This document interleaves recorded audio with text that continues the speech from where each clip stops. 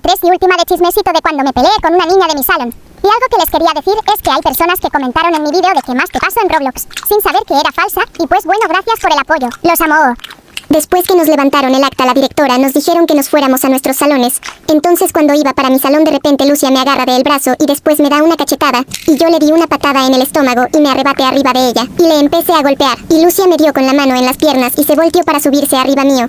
Cuando se subió me empezó a dar cachetadas y darme golpes, pero yo la agarré con todas mis fuerzas y la tiré y Lucia se dio contra el piso y quedó inconsciente. Luego, me fui para el salón y vi que Lucia pasó para dentro de la dirección y me di cuenta que ella fue para hacerse la víctima con la directora.